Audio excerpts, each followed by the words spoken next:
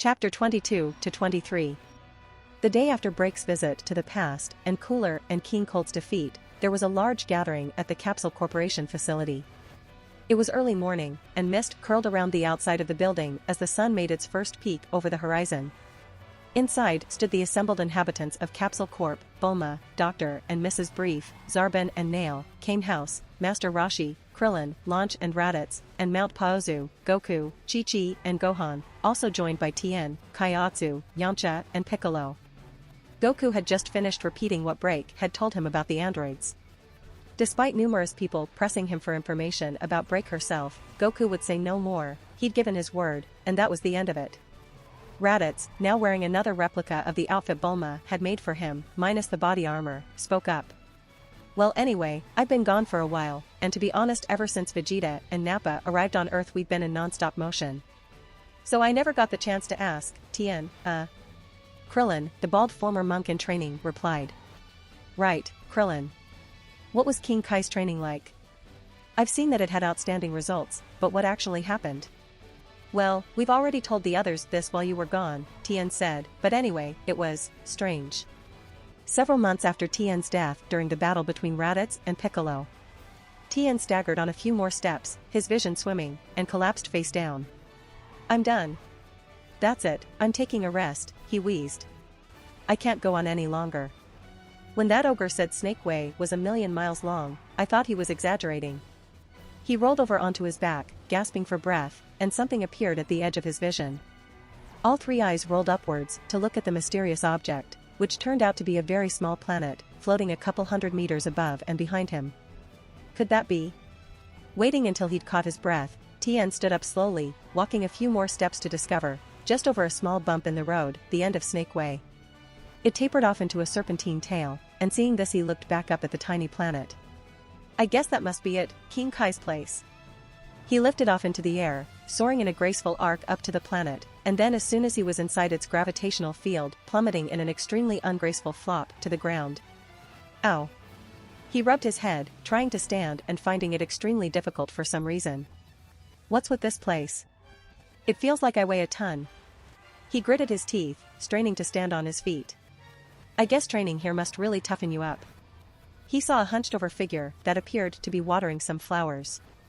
That must be King Kai's caretaker, or something, he thought to himself. Still, I expected more. This just looks like, well, a house and garden.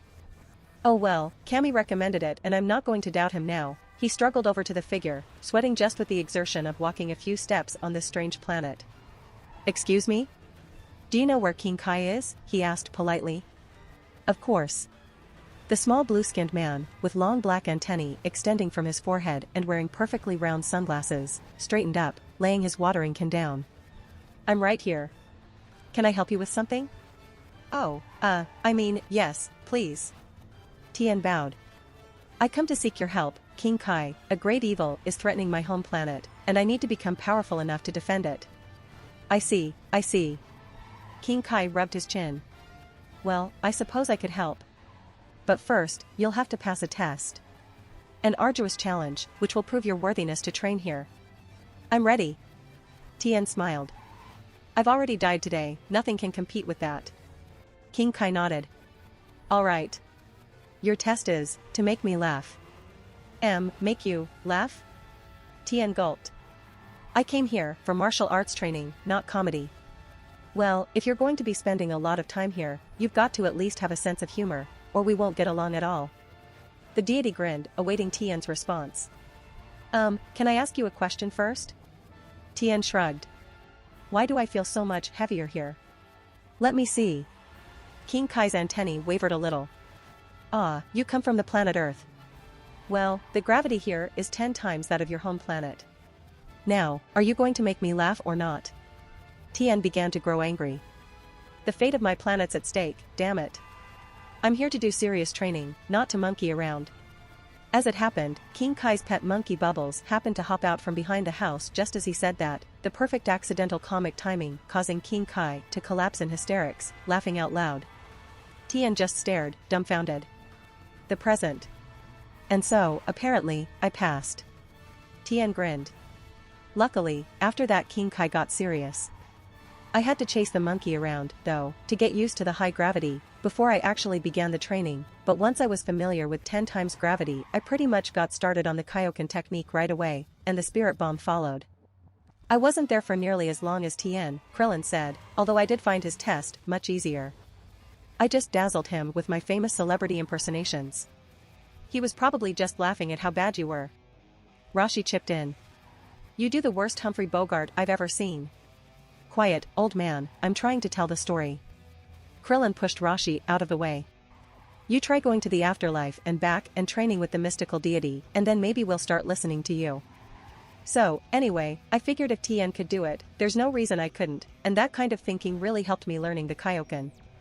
I didn't get around to the spirit bomb, though. He shrugged. It would have been nice, I guess. Anyway, I'm not sure how well I did compared to you, Tien. Well, let's do a little sparring soon, Tien suggested. I'd like to see how well you can handle the Kaioshin. Alright. Raditz nodded. Sounds like a unique experience. He wondered if King Kai's training would be useful to someone on his level. Well, if we can get back to the point of this little meeting, Bulma folded her arms, frowning. Which is taking place far too early in the morning, if you ask me, let's get to the point. 2 deadly androids are going to appear in 3 years' time, and we need to be ready. Some of you, I think it's safe to assume, will be training in preparation to fight them when the time comes. But, she glanced back and forth. I'd like to know, Raditz, Nail, Piccolo, what are your plans? I'm living on this planet as of now, Raditz answered. I'll defend it against any threat. Don't ask more, I don't feel very talkative. Nail was next to speak. And I was going to stay here and train anyway. Wherever an evil force appears, I'm honor-bound to fight against it. Piccolo grunted half-heartedly. If these androids take over the planet or destroy it, I'll never get my chance. I'll turn them into scrap metal. Sounds good. Bulma smiled. For one reason or another, it seemed all of Earth's warriors were going to assemble to fight the menace. She already knew Zarbon was staying, but the others didn't. Zarbon, what about you? Yamcha asked. Are you gonna stay and fight? Some people had expected him to have an instant dislike for Zarbon, since Bulma had taken a clear liking to the alien over the last few weeks. But actually, the ex-bandit didn't feel any hostility. He and Bulma had broken up over a year ago, or was it 2 or 3? Time passed so quickly. He was over it. Mostly. Well, I don't plan on fighting, however. Zarbon inclined his head. At first I was going to leave, but then I thought, where to? The former empire of the Planet Trade Organization is going to be in chaos. It's not going to be particularly nice. Besides, this is such a beautiful world. He gave a knowing glance at Bulma, who grinned a little, evidently, the feeling was mutual. Yamcha rolled his eyes, sighing. She was the one, you gigantic idiot. And you let her go. Why is it that all the nice ones hook up with aliens around here? Absolutely not, came the, not unexpected, resounding answer from Chi-Chi, when Gohan begged to be allowed to fight the androids. Due to his persistence, however, she did agree to let him help Goku train. She also wanted someone to keep Goku company and look after him, as he was set on training himself harder than ever, and it certainly wasn't going to be her. It's not that Chi-Chi wasn't a fighter, she easily outclassed 99% of the planet's population, and could probably take on Master Roshi, but even that wasn't enough to keep up with her saiyan family when they got into the rhythm of battle, and as for the other human fighters, well, they'd all had magic otherworldly training and power-unlocking rituals, and she wouldn't stand for that sort of thing in her house. And so, without any declaration or ceremony, the training began. Raditz would use instant transmission to jump over to Mount Paozu every day and train with his brother and nephew, then return to Kame House in the evenings. Raditz and Goku's sparring matches were all intense, close-fought affairs. Raditz never transformed, of course, it would make the whole thing pointless, but in his normal state, he was at first significantly below Goku. However, something about becoming a Super Saiyan seemed to have raised his ceiling, even in his base form. Whereas Goku's power had peaked and stopped growing as quickly after a while, Raditz just kept on improving, and it didn't take too long for them to become about equal. Gohan did his best, and also improved a lot, but when the two adults got serious, he would always be left behind, and wander off to train on his own. Raditz, for his part, wished that Goku could somehow become a Super Saiyan as well. He desperately wanted another chance to exercise his real power, and if they could train while transformed, they'd be able to make huge advances. However, knowing the kind of emotional trauma it had taken to trigger his own transformation, he resigned himself to the fact that it was unlikely to happen anytime soon. Of course, the saiyans were not by any means the only ones training. Piccolo and Nail regularly met in the wilderness for vicious, fast-paced practice bouts. Both often left bearing significant injuries, their enmity for each other no secret. Often, though, Piccolo would prefer his own company and train on his own, spending great lengths of time in deep meditation. When this happened, Nail would train with Yamcha and Zarbon at Capsule Corp. Zarbon had been perfectly content to lead a peaceful existence and not train or fight at all, but it is a physical impossibility to win an argument with Bulma Brief, and he soon surrendered to the immovable object. Krillin mostly trained on his own or under Master Roshi's guidance, and when Raditz came home in the evenings he'd sometimes have a match with the human warrior. It wasn't much of an effort for even an already tired Raditz, but gave Krillin a good workout. Deep in space. A smile spread across his face. The Avengers ship would be entering the Earth's solar system soon. They'd have no problem with most of them, but the Super Saiyan could pose a problem. Well, he decided he'd just have to lure the monkey away. His unwitting pawn would then dispose of the rest of them, while he took care of the real threat. It was just a matter of timing. Well, being the feared ruler of most of the known universe helped too, thought Frieza. Meanwhile on Earth. Raditz. King Kai's voice woke Raditz from a daze. He'd been staring out at the sea from the doorway of Kame House. Blonde Launch, seeing him standing there, shuffled over and leaned on him. Raditz, it's early, come back in. Just a second, Launch, King Kai just contacted me. He propped her up, waiting for the deity to respond. Oh, so you are listening. That's new, King Kai grumbled. Look, what do you want? Raditz sighed. Launch has a point, it's early and going back to bed seems a really nice idea right now. King Kai snorted. How about you two continue your epic romance of the ages sometime when the new planet Namek isn't under attack? Huh? Raditz started paying attention. Can't they look after themselves? Who's attacking them? I'm not sure, there's some kind of thing attached to the planet. Look, can't you just instant transmission yourself over there and help them out? Why should I? It's not my problem. In case you haven't noticed, Earth is going to have its own troubles soon enough. Raditz had just about made up his mind to accept Launch's invitation, but King Kai wouldn't be defeated so easily. I'm going to keep annoying you until you agree. I haven't got a great deal to do around here, so I can just stand here bugging you all day. This wasn't entirely true. He managed to find himself an endless supply of little activities and pastimes from only his tiny planet. Damn it, fine. But if I'm not back by this evening, having transformed some would-be conqueror's life into a smoking ruin, I'm going to kick your ass from here to Yardrat and back. He raised 2 fingers to his head. New Namek is quite far from here, I'll get King Kai's help locating it, he can make himself useful. Launch, only half paying attention, wasn't expecting his sudden departure and promptly collapsed, falling asleep there on the floor. A few minutes later, after a brief stop at King Kai's planet, Raditz appeared on New Namek, standing on a small island dotted with trees, much like the rest of the planet. The first thing he noticed was that all the Namekian power levels he could feel were grouped together at the other side of the planet. Maybe they've been taken prisoner, but I can't sense any attacker, they must be hiding their energy. I'll have to be careful. He leapt into the air, setting off through the skies of New Namek.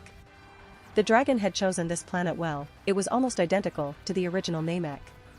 Which, in Raditz's mind, meant it was incredibly boring and nondescript. Earth. Goku jumped out of bed with a start. Ah, not again.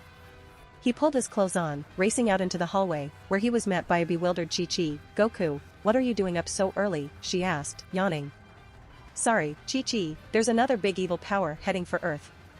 Gotta run. Don't tell Gohan, okay? He'll just try to follow me. He ran out the door, taking off. Chi-Chi smiled a little. Well, at least he has some sense, he'd be in serious trouble if he tried to get my Gohan involved in another of those horrid battles. Why do people always have to threaten Earth on these nice, sunny days? Goku alighted on a mountaintop, near the mysterious approaching power. He noticed Tien already there, waving to the three-eyed warrior, his longtime rival. So, where is everybody? We're all here. Tien indicated another mountain behind him, upon which stood several fighters. Piccolo was standing on his own peak, set aside from the rest, and Zarbon wasn't there at all. He had sensed the incoming power, grunted, rolled over and gone back to sleep. Alright. Here it comes. It doesn't feel too big, but be ready, it feels an awful lot like Frieza and his family. Goku watched intently as an insect-like ship became visible, descending through the atmosphere towards a spot a few miles away. Without warning, Piccolo let fly a charged energy blast that tore the ship in two, then blew the house to pieces. Well, there goes the element of surprise, Krillin thought, shaking his head in irritation at Piccolo's arrogance. A small humanoid figure became visible through the clearing smoke, the power they had sensed. Piccolo's attack evidently hadn't harmed this one, although there appeared to be no survivors from the ship's crew. The figure approached, coming to a halt about 100 yards away from Goku and Tien, who stood in front of the others. They did a double take as they saw the alien more clearly. You. Goku stared at the invader in disbelief. You look like Frieza. Indeed. The creature grinned, the early morning mist almost enveloping him. He was somewhat shorter than the other frost demons they had encountered, with a deep chestnut red-brown coloring where Frieza had been purple. I am Frieza, and you primates killed my father Frieza. I'm here to take my revenge. By the time I'm done here, this planet will be nothing but a scorched, burned-out husk. If that attack was all the power you've got, then this will be even easier than I imagined. A bit overdramatic, isn't he? Krillin muttered to Yamcha. New Namek. Raditz spied a glint of metal as he passed over a large landmass, and landed hurriedly, glancing about. Who's there? He called out. I know I saw something. A sudden impact from behind knocked him towards the ground, but he landed on his hands, propelling himself up and backwards. I still didn't sense anything. It's like they don't have any ki at all. He spun to face his unknown attacker, focusing all his senses in preparation for the next attack. Show yourself, he demanded. Very well. Raditz turned in the direction of the voice, and couldn't believe what he saw. A gleaming silver metallic being, its sleek tail twisting around its legs, stood on a small hill barely a few feet away. You might not recognize me, after all, I never assumed my true form in your presence, and anyway I've changed somewhat in appearance of late. He smiled. You may know me as Frieza. Ruler of the universe. Frieza? Raditz gaped at the metallic being claiming to be the butcher of the Saiyan race. How can you be alive? Cooler killed you. Humph. Frieza snickered. He made a mistake. He wanted to be dramatic, as usual, and hurled my head into space. After drifting for months in a state of hibernation, I encountered the artificial consciousness known as the Geet Star. It tried to absorb my mind and knowledge, but it was easily dominated by a superior will. It tested the technology of the Geet Star to the limit, as well as my ability to survive even the greatest injury, but I endured, and now I have returned, stronger than ever, to find that the Super Saiyan has taken care of my brother for me. He indicated himself, banging one hand off of his glinting chest with a loud clang. In this form, I'm far stronger than I've ever been. Now, I can truly claim the title of the most powerful in the universe. So, little monkey, run and fetch me the Super Saiyan. He's your brother, isn't he? Raditz realized that, of course, Goku had been easily more powerful of the brothers at the time, and Frieza had died before the legend had truly been fulfilled.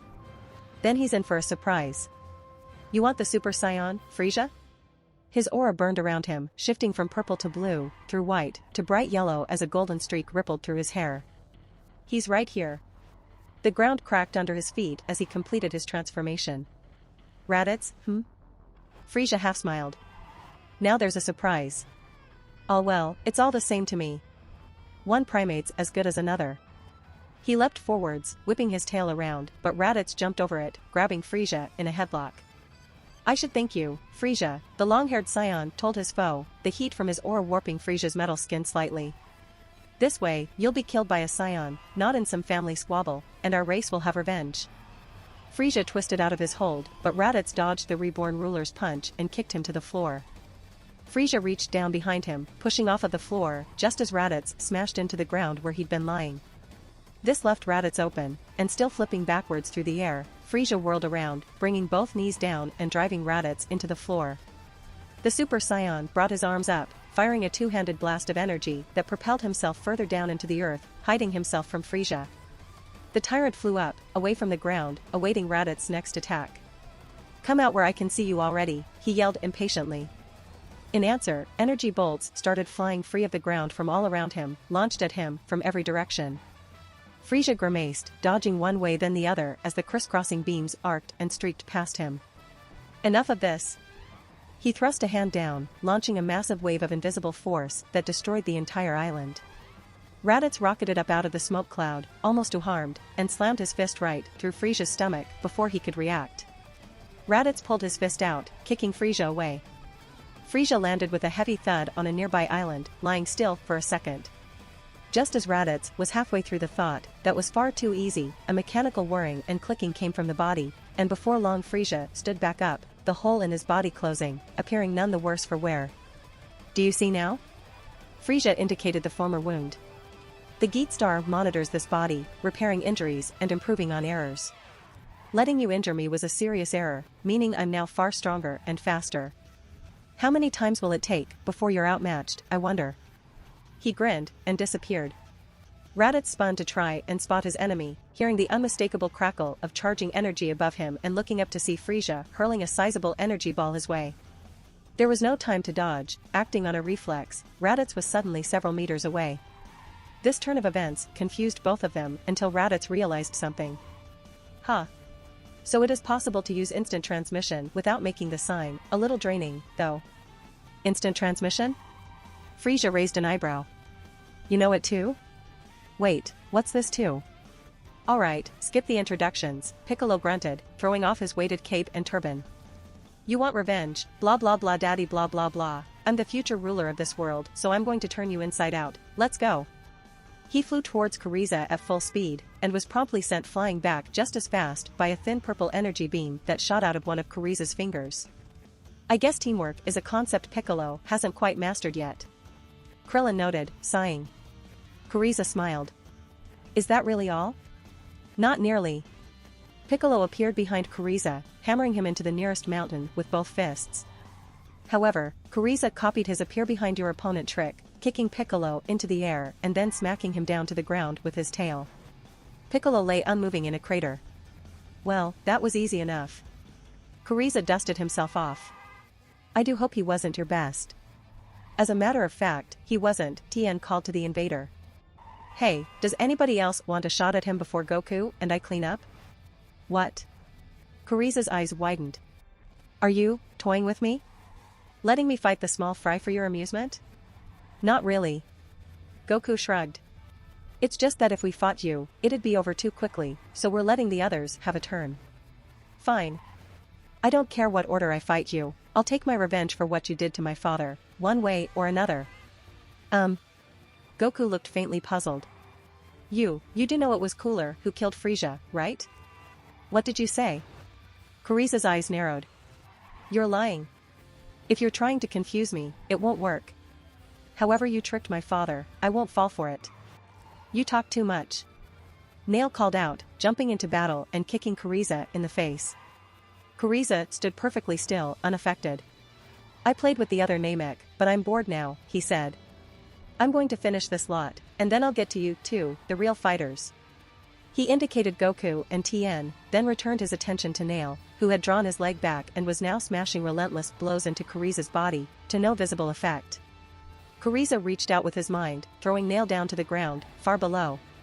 Krillin and Yamcha rushed him from opposite sides, and Frieza let loose another beam that caught Krillin's shoulder and sent him flying away through the air.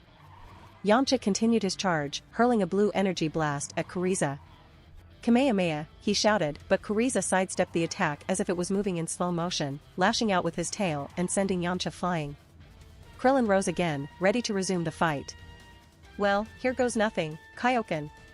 The flame-red Kaioshin aura leapt into life around Krillin's body, and he flew in an arc towards Frieza, who simply hovered in the air, bored, a flat disk of energy forming over one hand. Kienzan, HA.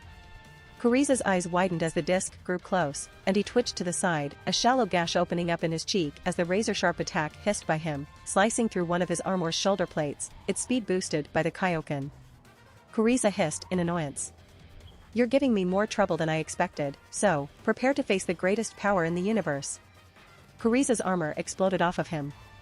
A flare of red light engulfed his body, and when it cleared, he resembled Frieza's final form, only, of course, still shorter and with red highlights to his mostly white body. His transformation was much quicker than Frieza's. Goku noted. Frieza, was it? I don't think that's the greatest power in the universe. Huh? What are you saying? Frieza eyed Goku with suspicion. Well, both Frieza and Cooler had a larger ki than you do now, not to mention King Cold, and when Raditz became the Super Saiyan, he was on their level too. And where is this Super Saiyan? He's not here right now. Tien supplied lamely. King Kai had told them that Raditz was on an important mission in space, but had been sketchy on the details. Sure. Your lies aren't really that hard to see through, you know. Frieza stretched his limbs. Anyway, time to finish up here. It must have been one of you that murdered him, so if I kill all of you, I'm bound to get the right one. And, let me guess, you'll destroy the planet just to be safe? Tien asked. No, I mean, yes. Absolutely. I am the new ruler of the universe, I'll do whatever I like. He seemed hesitant about this, and wheels began to turn in Goku's mind. I wonder. Hey. I'm still here, you know. Krillin flew up towards the transformed Frieza. His powers increased a whole lot with that transformation, looks like I need to go all out. Kaioshin, ×3. The red light intensified, and Krillin's flight sped up dramatically. He lunged at Frieza, who casually dodged, but the young frost demon wasn't expecting him to follow up, and Krillin's elbow impacted with Frieza's face. While surprised by the fighter's reflexes, Frieza didn't seem to be at all bothered by the actual attack, and he simply stared at Krillin, looking mildly irritated. Krillin backed away, powering down. Why don't you guys handle this one, huh? I think I need to practice the Kaioshin a bit more before I get involved in battles on this scale. So they finally break out the big guns, Frieza said with a smile, ignoring the fleeing Krillin as Goku and Tien faced off against him. Hey Goku, how about giving me the first round? Tien asked. Sure thing, just save some for me. Goku was grinning. It's not often I get to fight an opponent on this level, I can hardly wait. Do you think this is a game? Frieza stuttered in disbelief at their casual attitude. I just beat all their other fighters, can these two be that much stronger than the rest? Raditz and Frieza flickered in and out of visible sight, battling back and forth between Namek and the link dimension used by instant transmission. Raditz would launch an attack on Namek, only for Frieza to jump to the instant transmission dimension to dodge. Then when Raditz appeared in that dimension, jump back to Namek, only to be hit by an attack from behind since Raditz could choose where he wanted to appear on the planet.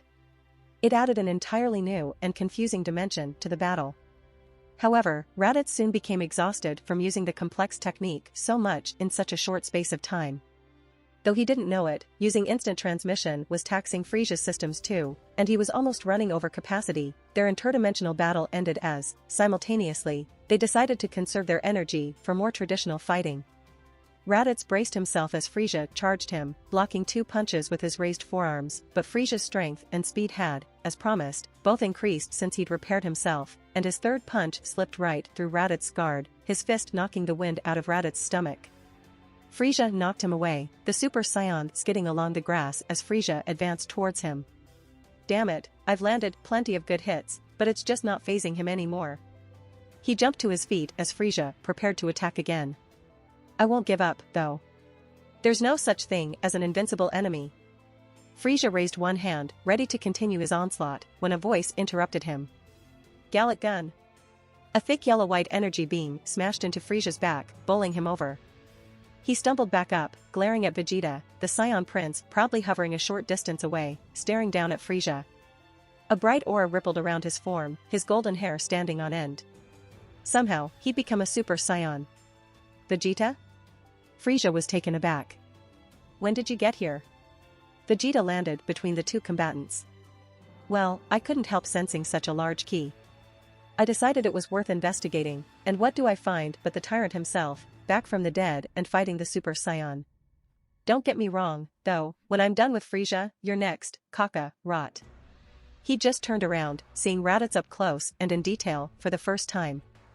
No. No. Not you. He flew into a rage, the wind picking up as he bellowed in anger. I pushed myself past my limits, conquered dozens of worlds simply as practice. I achieved this legendary form, and I did it on a lie. Not Vegeta too. Raditz couldn't believe his eyes. What kind of emotional trauma could possibly drive Vegeta to transform? He expected the prince to go for Frieza first, but instead Vegeta charged directly at Raditz, and the lower-class Saiyan was hard-pressed to block his frenzied attacks. Kakarot was the one. Not you.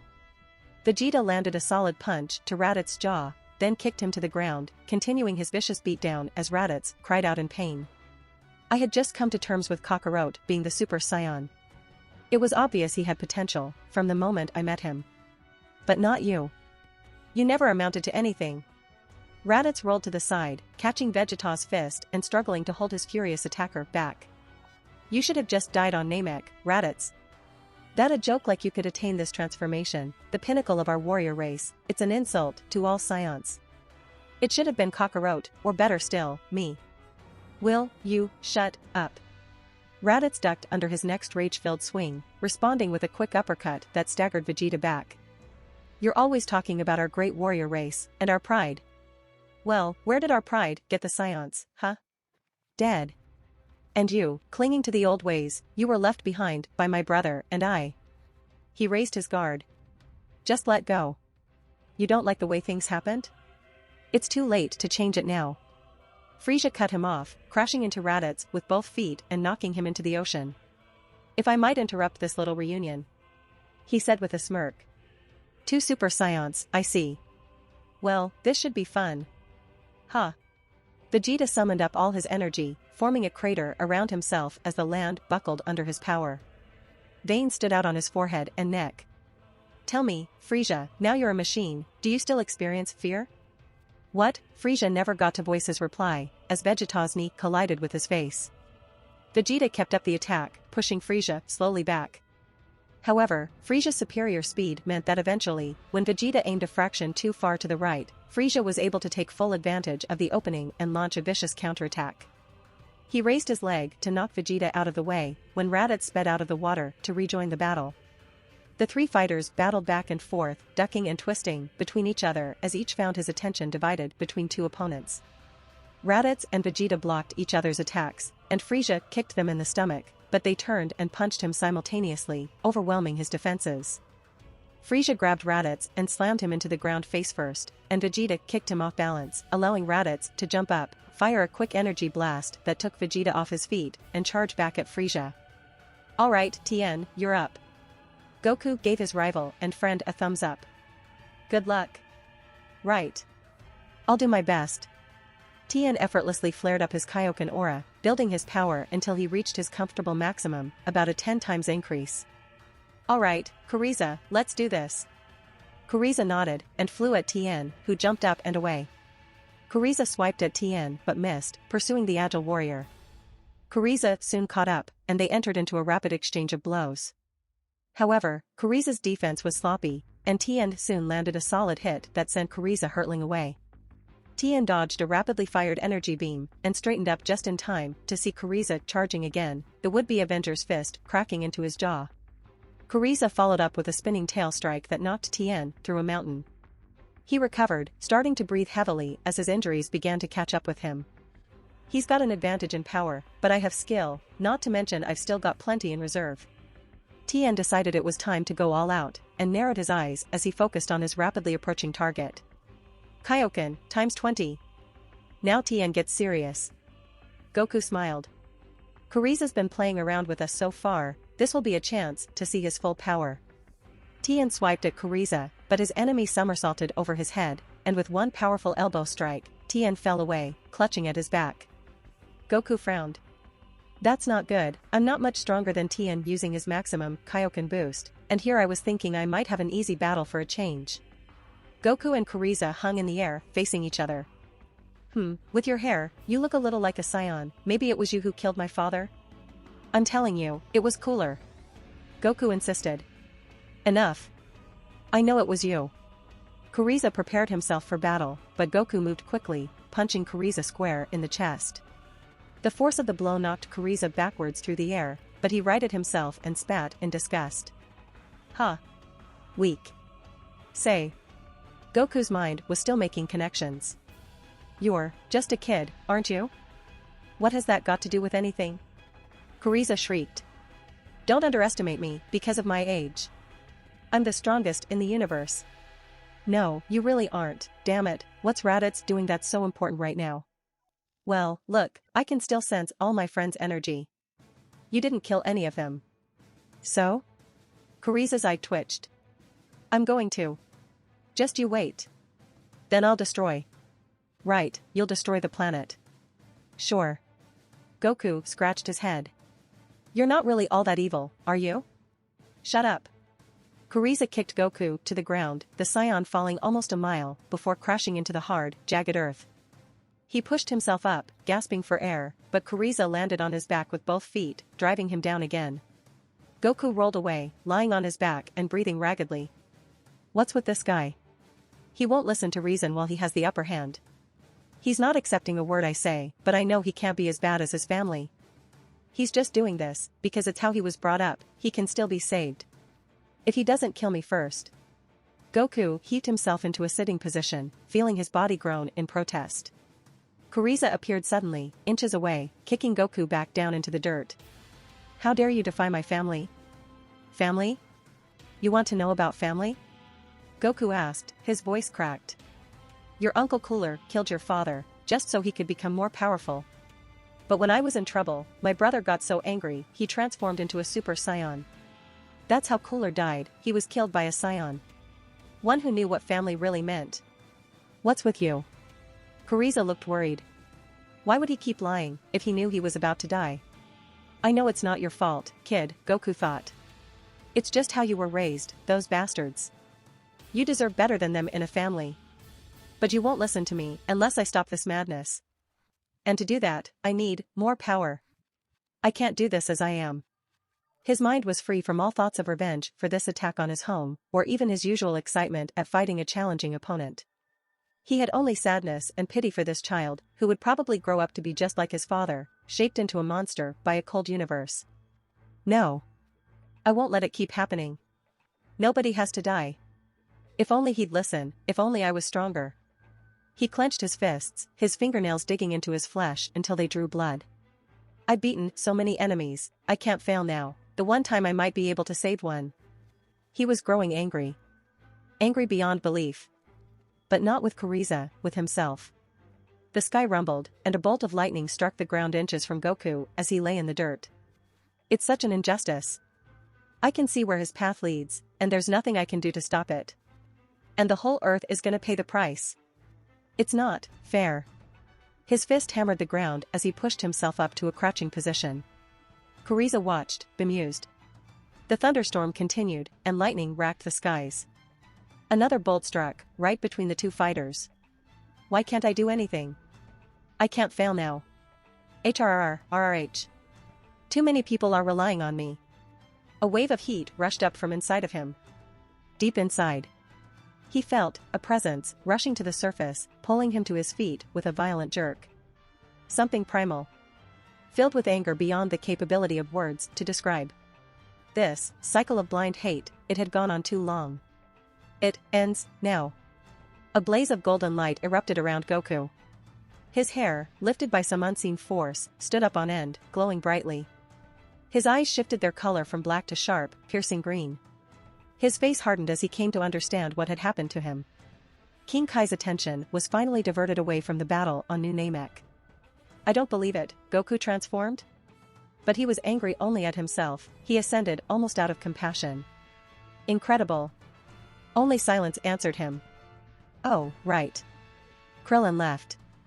I sure am lonely. Goku glared at Frieza. You see what you've done? Dyed your hair blonde? Frieza asked, still ignorant. I'm getting bored. He lunged at Goku, landing a flailing punch to the hero's face, but Goku didn't flinch. Frieza jumped back, hissing and waving his hand. It was like punching a brick wall. Well, like a normal human punching a brick wall, if Frieza had punched one, it would have disintegrated.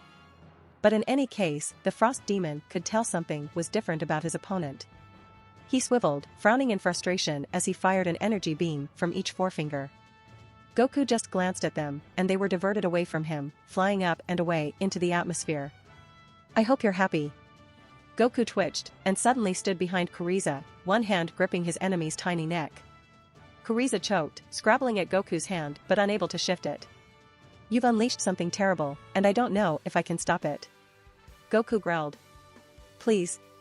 Frieza's eyes bulged. He writhed under Goku's unbreakable grip. Don't, wanna die. RRGH. Goku could feel it pounding in his head. It was like a wild animal tearing up his brain. It wanted him to kill. He almost wanted to kill. It knew only battle. There was injustice. There was an enemy. He had to fight it. No. That's not why I transformed. I have to save him. Frieza's kind had wiped out the Saiyans. There had to be revenge. There had to be justice. Those are not the same thing. Too many people have died already. This one, I can save. The Saiyan in him held for blood. The human in him resisted. No more. Raditz and Vegeta crashed to the ground, lying next to each other as they pulled themselves out of the dirt once again. This is hopeless. Vegeta muttered.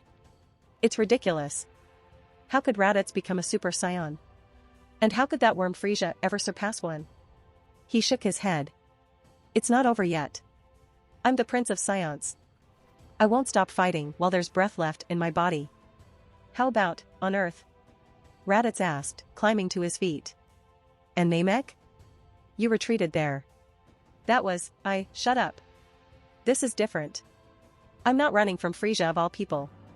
Vegeta raised a fist to attack Raditz again. Wait. Raditz held up a hand, warily eyeing Frieza, who was slowly advancing on their right. Look, it's obvious we're both outmatched here. If we keep this up, Frieza will kill us both. Let me guess, you want us to work together? Over your dead body. Vegeta spat. Think about it. Raditz growled. Don't throw your life away, Vegeta. Surely, if there's one enemy, one being in the universe Saiyans can set aside their differences to fight, it's Frieza. Vegeta's father's face flashed through his mind. He thought of the last time he'd seen their planet. There were so few of them left. As soon as he's dead, you're going to follow him, do you understand? Perfectly. The Saiyans turned to face their approaching foe. Let's get this done. Frieza tensed as he prepared to move in for another attack. I'm enjoying this far more than I should. He rushed in, throwing a high kick at Vegeta, but Raditz intercepted, catching his foot and allowing Vegeta to get an elbow strike past Frieza's guard. Frieza spun away, but Raditz appeared behind him, kicking him in the side, and Vegeta brought his hands around, smashing the dazed Frieza on either side of the head. Frieza jumped away, his head spinning. They've stopped fighting each other.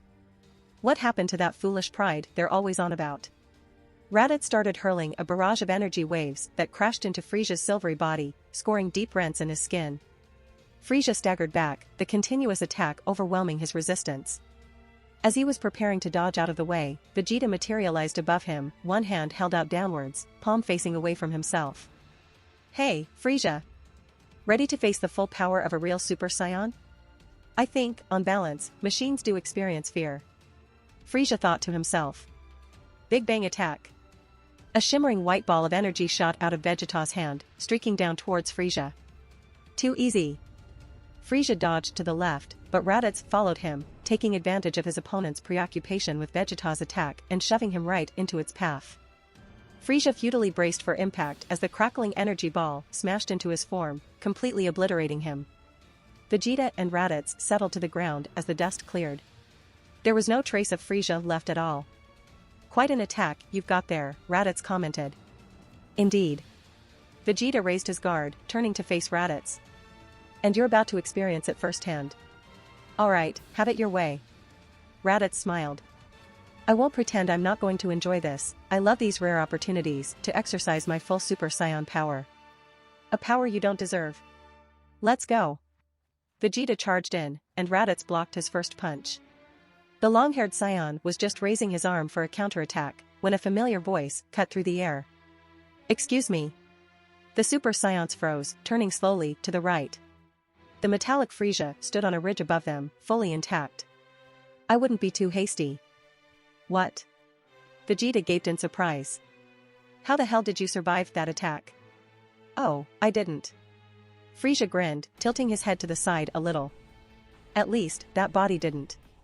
But the Geat Star made me more than just one body. As he spoke, gleaming dots of reflected sunlight started to appear over the horizon behind him. Dozens, maybe hundreds of metallic Frieza clones were swarming towards them. These bodies are my meta-Friezas. My real form is safe on the Geat star itself.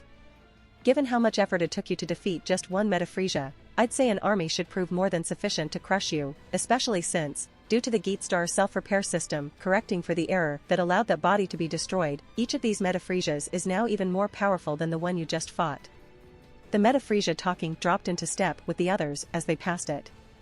Well, that does it. Vegeta clenched his fists. We're going to die here. 2 Super Saiyans, and we're still going to be killed by Frieza. It's like the universe has it in for us. Vegeta. Raditz rubbed his chin thoughtfully. I think we have 2 options here. We have more than one option? Vegeta asked skeptically. Is one of them committing suicide? Raditz sighed. Shut up and listen. First, we can charge them and go out in a blaze of glory. Doesn't sound too bad a way to die. Second, I've just come up with a rather unlikely plan that has a chance of getting us both out of here alive, the better to kill each other somewhere else with less societal robots. That is not a word. Does it matter? Vegeta kicked Raditz in the shin. Just tell me your damned plan already. Alright. The army was taking its time, showing off, but they'd reach the Saiyans pretty soon. Look, Frieza and I both now have a technique called instant transmission. It lets us instantly move anywhere, got that? I understand the concept, get on with it. Vegeta growled. We don't have much time, or hadn't you noticed? Look, the point is, Frieza was pretty surprised to learn I knew instant transmission. If, when they attack, I use it to jump away to somewhere on the other side of this planet, they might try and follow me. Then you use normal speed to head straight for the Geat star. If I'm right, it's that big metal starfish thing that's clamped onto the planet like a parasite. Keep your power level down, but still try and move as fast as possible. How will this help, exactly? Vegeta frowned. This plan was starting to sound increasingly untenable. Look, if we both disappear simultaneously, Frieza will probably assume that we're both using the same technique. If you can mask your energy and slip past him while I lead him on an instant transmission wild goose chase around the planet, you can get inside the Geat star. Vegeta began to understand. And that's where he said his true form is, it's got to be his weak spot. Of course, he may have defenses inside, so it's not going to be easy, maybe even more of these meta-Friezas. I can take care of myself, Raditz. Here they come, let's do it. Right. Raditz and Vegeta stood a few feet apart as the army of meta-Friezas approached. They raised 2 fingers to their foreheads in unison, Vegeta carefully mimicking Raditz. As the meta-Friezas descended, the Saiyan warriors disappeared. Frieza picked up Raditz's energy signature, obviously heading to the other side of the planet. On a reflex, the meta-Friezas used instant transmission themselves, following Raditz's trail. I can't sense Vegeta at all, here, or with Raditz, he must be more skilled at concealing it. Well, better to follow one monkey than stand still and lose them both. If you want to support me, check out my Patreon at https://www.patreon.com/Kaioshin. I tend to polls that decide important plot stuff in my Patreon. Many thanks to my awesome patrons. Nicholas Berenger, Ben Phillips, Yamatancho, Taco TSK, Jose Torres.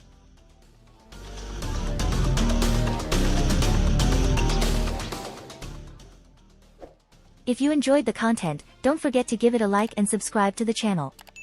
I'll be here until next time.